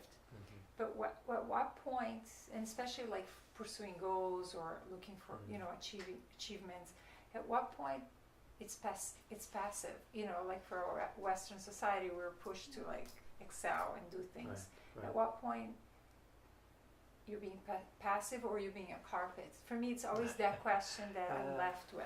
That's the hard. And I would put forward, we'll just discuss this a little bit, that at no point are you doing that, because at every point you're making a choice that is more grounded in reason and is more grounded in courage and strength. If you're grateful and learning from it and not getting upset and angry and kind of fighting fire with fire all the time. It takes a lot of courage and strength to follow the Buddhist path and to detach from all the patterns that we've been engaging in. It doesn't take much strength to follow them. You know what I'm saying? It's like all we do is just get angry, and it just happens quite naturally. It takes a lot of fortitude, a lot of strength of mind to actually say, I am not going to follow those thought patterns. I'm going to replace them with different thoughts that are going to be much more beneficial. In the moment, it's going to feel like hell. Don't get me wrong, because we're trying to stem the tide of this force that we just like have been following that wants us to so badly to just yell at that person or do whatever it is that will be, that type of reaction. But we have to learn a different response, and the response is much more thought out and something that we need to be trained in and move in that direction. Right. And the effects from it we'll see over time. In the moment, it might feel really frustrating because we'll get home and we'll be like, I should have given that guy a piece of my mind. I should have said all this stuff that would have put him in his place or whatever. Right. Those are the types of thoughts that even we're trained to follow. You go home. That's not very peaceful, but we have to keep reinforcing it then, and we say, no, I did the right thing. I didn't get entangled with this person again. I didn't say things that I'm going to regret. I didn't go there. And really congratulate ourselves in whatever efforts we make in that way, even if it's after the fact. Even if it's like, okay, I stepped in it again. I just did it. The same thing I was trying not to do, but at least I see it now. It's like wonderful. Yeah, Stacy. No, it's surrendering to. It's like letting go of the expectations, and kind of you just have to let it go. Michael Singer, you're familiar with Untether Soul, like this his whole thing is like you have to no expectations, surrender to the moment. Like you just have to. It's so hard.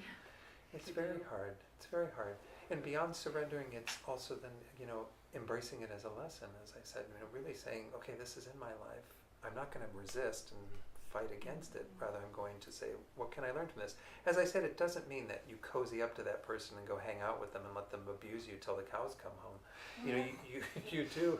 Sorry, that's one of my Midwestern phrases. I don't know what you'd say in Florida. Until the sharks come home or something. Alligators. The alligators come home. So it doesn't mean that you have to go out there and keep going back again and again and again for more and more abuse. You learn your lesson and you say, thank you very much. I don't need to entangle with you because it's not healthy for the other person to stay entangled with you either. If it's an abusive relationship, for example, well, I'm not saying, go hang in there with them and do whatever, comes out of that. You can learn your lesson and say, thank you very much. I've learned my lesson and I'm not going to create that karma by continuing to be involved in this pattern and helping you to be involved in that pattern, the other person. So I think that, it's training ourselves to look at things in a very different way, but all of Buddhism is that. The Buddha essentially is saying that we've kind of misunderstood somewhere along the line. And Buddha would say, actually, we've done that since beginningless time, so it's not like there was some fall from grace that happened at some point. We were all just perfectly fine and happy and Buddhas, and then suddenly we plopped down into this miserable state. No, we've always had those patterns, and they haven't really brought us the results that we're seeking. If they would have, then we'd have it by now, especially if there have been beginningless lifetimes. Well, guess what? You would have gotten it. Something would have shifted. You would be happy by now.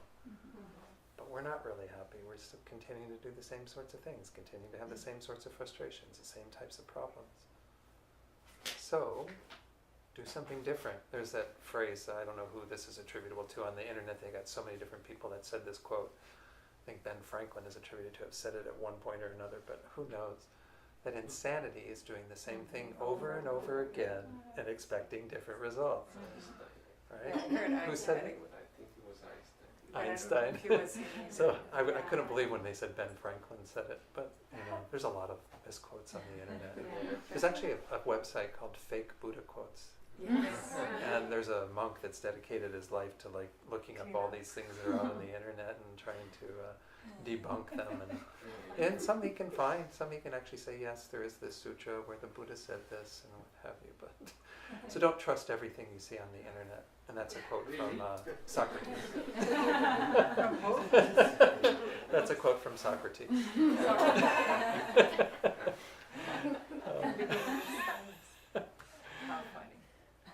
So, what other thoughts do people have? Yes, Amina. I wanted to ask you something. Because I tend to be very passive. I guess what you were saying kind of answered the question, but I have found that I have to do the opposite. It's like trying to, because I tend to no act because I am afraid of the result of the action. So in the last years, I've been training myself to actually act and try not to be afraid of the result, or doing it even being afraid of the result. Just do it, just to see what happens. And I have seen myself saying things that I wasn't expecting to say, coming from him, people oh my God, was that you were saying that? I was yeah, it was, and I don't know if there is a way to train myself back to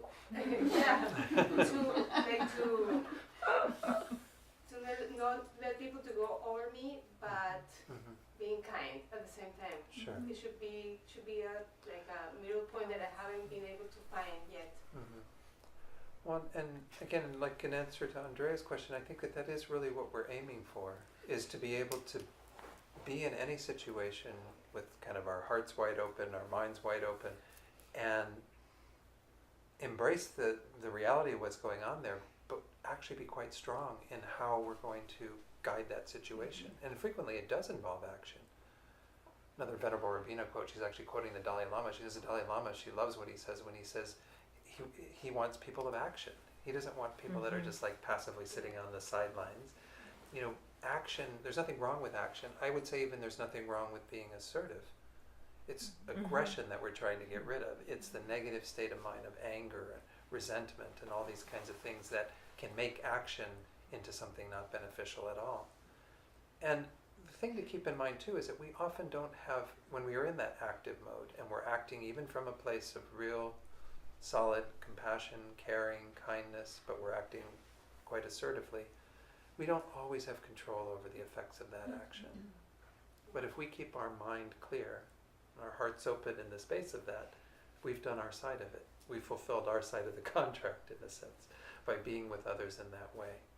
Because this happens all the time. I mean, even sometimes where we decide that the best action is to not do or say anything, sometimes people get upset at that. Right? Well, why are you just silent? I'm yelling at you and you're not saying anything to me. And they go, well, you get even angrier because we're being passive.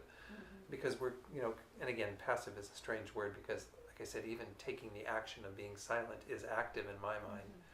But we don't have control over what the other person's going to do, how they're going to react. So they might actually keep on their trip of getting more and more in our face while we're trying to be calmer and calmer within and clearer in our own motivation. And there might be a point at which we need to assert something, but it's done from a different place, a place of kindness and compassion. Whether they see it that way or not, once more, they might still be blind to that. But we have to keep it clear in our own hearts. Because there's nothing good that is going to come out. This is one of the fundamental laws of karma. Nothing good can come out of a negative state of mind. Nothing bad can come out of a positive state of mind. It's really definite. In the same way that planting an apple seed is not going to bring you an avocado tree. And planting an avocado seed is not going to bring you an apple tree. So everything is quite definite. And if we stay very clear in our own minds, and that's the hard part. That's why it isn't enough to just come to a teaching and hear this and think about it a little bit. It's really important to have some form of a meditation practice, some way that we try to bring these ideas into our lives. And I always encourage us, I might say this even a few more times while I'm here, at the end of any day, it's really useful to sit quietly for a while, do a little bit of meditation on the breath like we did, and then bring these situations into our meditation. So say you did have an interaction with somebody and it was really quite difficult. You bring it into your, not to renew that sense of agitation, you're not about like trying to destroy your peace of mind. You're like, this is something I can learn from, and I maybe wasn't able to learn everything in the moment because I was following these past patterns, or I tried something new, but I don't think I did it really in the way that was effective. And so you then analyze and look at it and see, well, what could I have done differently? What are other possibilities? And really treat yourself very kindly, very compassionately. As Pema Chodron says, become friends with yourself. Say, I want to be a better person in the world. I want to not have these aggressive interactions with others. How can I be more assertive and more determined in what I'm going to do and how I'm going to act, but do that from a really good place. Do that from a place of loving kindness and compassion and gratitude. Then it becomes a very different experience the next time you encounter it, because you've thought about it. You've actually said, what would I do differently? So Buddhism's a lot of work. It's not, okay, I can take this now and just go apply it and flip a switch, and I'm always going to be grateful for whoever I meet and everything's going to be delightful and wonderful. It's rather that we recognize that it's an ongoing process, and we each have to kind of be our own therapist, be our own person tending to our own minds. So again, I can't give exact specific instructions to you in terms of doing this, but what I would encourage you to do is to think about it and think about ways of acting, and then when you encounter these, try them. Nothing to lose in a sense. You try to get very clear in your own mind why you're there with some sense of gratitude and respect, concern for this person, and then say what needs to be said in that vein, or do what needs to be done in that vein. I don't know if I can give much more than that, but okay. Thank you. All right, Amelia. Yes, Andrea. No, I was just one thing to your point that I think it's on Lama Yeshe's Beyond Psychologist. He mentions a quote that the Buddha answers the same question to 3 different people in 3 different ways. Yeah. So this is one of the things that I've learned since I started, practicing and studying, is that also try to read who you're talking to. The person this morning, I was like, I gotta walk away from this. I'm not gonna change his mind. I've seen it, I've been here, and he's just gonna keep coming at me. So you just kind of like, you read your audience. I think it's part of also how you decide how you're going to respond. Because if you know that there is no point, then you're just gonna get more upset. Right. So this has helped me a lot. I had to read that quote 100 times, and I always think about it, because that determines how you respond. And I think it's good to practice in that way, while still acknowledging that we still may not know exactly what that person needs. Absolutely. And so, while the Buddha may be able to do that, we'll try. I mean, the Buddhist path is also one of fake it till you make it. It really is. You just keep getting up and doing it again and trying it again, and it's not always again going to have the same result out there. No. It's more about what result is it having in here. Right. How much clearer are we getting about how we need to be in the world? So if we, start focusing on gratitude, trying to be grateful to everyone, even those things that seem like there's nothing to be grateful about, well, what effect does it start having on you in terms of how you're living your life and seeing the things in your life and gaining a deeper sense of appreciation for whatever you have confronting you or complimenting you or whatever it might be. So, and to recognize it, it's not going to be the same. And we know this even with our friends, right? You might have one friend who calls up and says something horrible's happened to him, and you feel like you need to say, well, a lot of horrible things happen to a lot of people, to really remind them of that. Other people you think, oh, I'm so sorry that that's happened to you. Can I come over and comfort you or something? Because we know different people need different responses. So it's good to practice that way, absolutely. Any other questions or comments? Yeah, Francesco? The practice to do, because obviously the gratitude toward the first group of people comes from the heart. Sure. Really easy. The second group and the third group comes maybe, at least for me, more intellectual, really. Like I was happy that someone has stolen money from me, because after a while I realized it was a lesson, and I was grateful, even like kind of our bad experience, when it sometimes has passed, we put it in perspective and we become grateful. But you become grateful intellectually, not that I really love the person, I love the people that I really care. So to transform the gratitude from the heart to or from intellectual gratitude to really, how can we do it? Just meditation. And you're that was the perfect segue to tomorrow night. So stay tuned. Come tomorrow. I'm not trying to create a commercial for self-advertising. I mean, I'm advertising the Buddha's teachings. So the Buddha's teachings. We'll look at this tomorrow, because really the idea of taking that sense of equanimity that is already introduced to some degree in gratitude, and making it a solid foundation for opening our hearts to others, to actually feeling it from the heart for whoever we meet, in terms of loving kindness, compassion, a real deeper connection with others, is what we're going to talk about tomorrow night. So it does kind of go nicely with this. Pardon? Can we sleep here? No, we will be here tomorrow. No, and that's why it's very nice to select these topics. It's kind of strange. I usually don't feed topics to people. I give them a list, and out of their own insight, they sometimes fit things very nicely together. It happens more frequently than not. So these two actually do go nicely together, because today's mostly about kind of just changing that one little aspect of our perspective of others. There's some way to have that gratitude, that thankfulness. And then we'll look tomorrow night, kind of the underpinning of the equanimity, which we've touched on a little bit with some of the comments that were made here tonight. We'll explore this more, and then see it as the real foundation for opening our hearts. So it's not just an intellectual exercise. But once more, that's another fake it till you make it kind of thing. You know, we're going to say a lot of things to ourselves that help us to just stop doing what we're doing and do something different, and that's okay. That gets us there for the time being. It'll feel more genuine and sincere over time, and as we introduce, you know, other ideas from the Buddha's teachings. So, good. Well, I like these interactive things because all that richness that all of you have to share comes out. So I really appreciate that. It makes the teachings into something much more beneficial for all of us. So if there's no final comments from anybody or questions. Can I mention a little thing that happens? Sure. I've been having like a big problem with a person that works for me, and I was live and she gets into the live transmission, and it was so interesting because I want to stop the transmission. I said, I don't want you to hear that. That was so amazing. Because I really want, because I have all these friends that wants to know what I'm doing. So I really wanted to focus on the last part of your talk.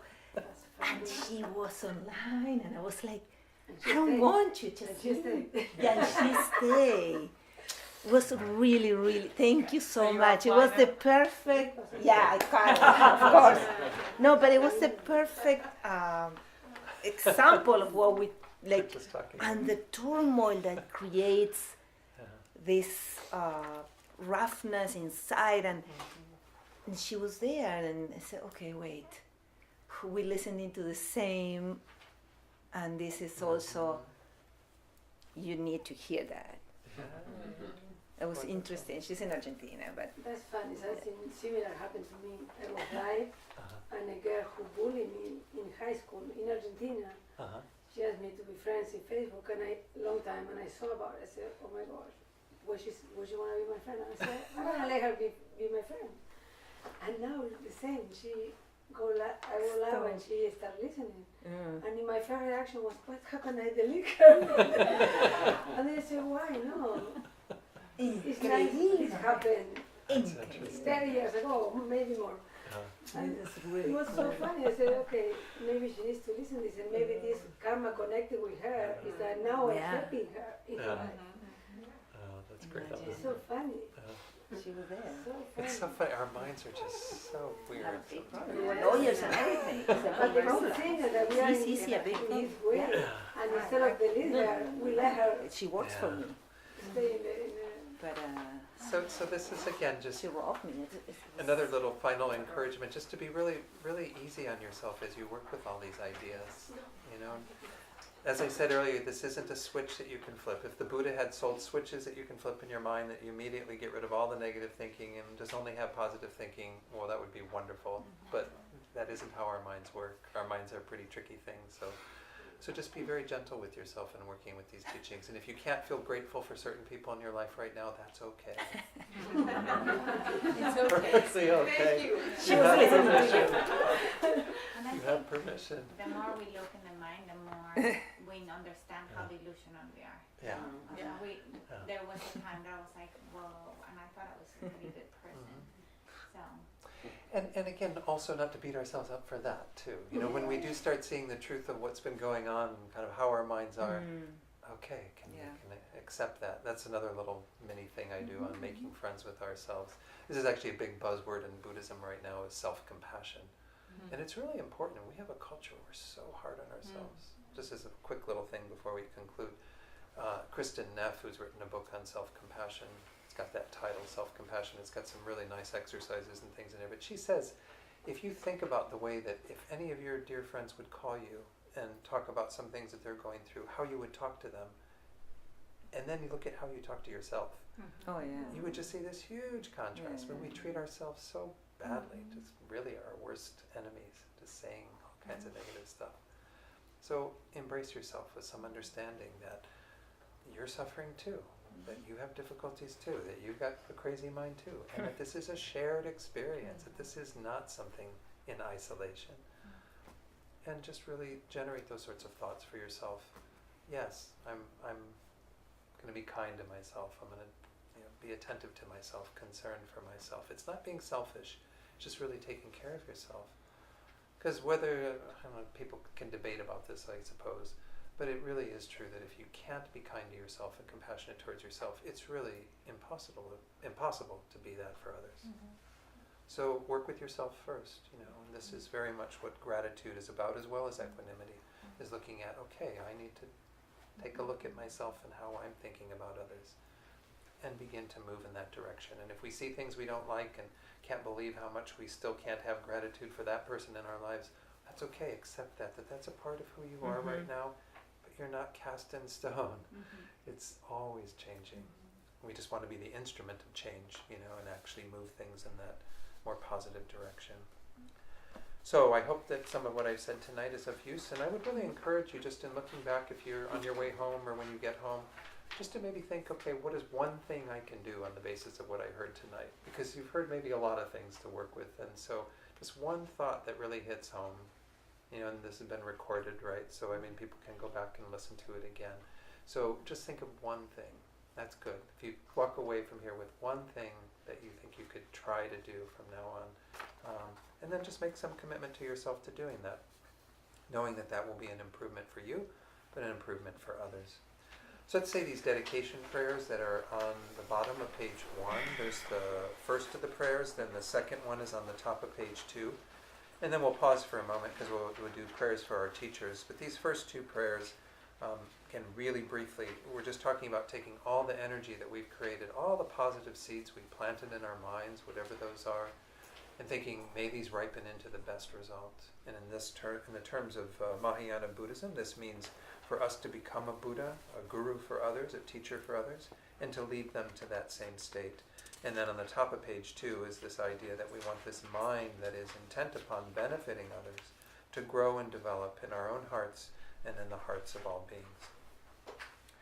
Due to this virtue, may I quickly become a Guru Buddha and lead all transmigratory beings without exception to that state. May the precious Supreme Bodhicitta, not yet born, arise. May that arisen not decline, but increase more and more. So let's pause here and think that we're also going to dedicate through these 3 prayers for the good health and long lives of some of our teachers in this tradition. But we all have teachers. We have other people who are involved in our welfare as spiritual guides in some dimension. And there are many other people with a variety of spiritual guides from a variety of spiritual traditions. So we're making kind of long life prayers, good health prayers for all of these beings who are helping us and others to have true happiness and peace in our lives. So we're going to start with two prayers for His Holiness the Dalai Lama. We'll do these in English. And then we'll go to Lama Zopa Rinpoche, who is the spiritual director of the FPMT. And then also Hita, who is the reincarnation of Lama Yeshe, who was also one of the founders of our organization. In the land encircled by snow mountains, you are the source of all happiness and good. All-powerful Chenrezig Tenzin Gyatso, please remain until samsara ends. Savior of the land of snow teachings and transmigratory beings, who extensively clarifies the path that unifies emptiness and compassion, to the lotus holder Tenzin Gyatso, I beseech, may all your holy wishes be spontaneously fulfilled.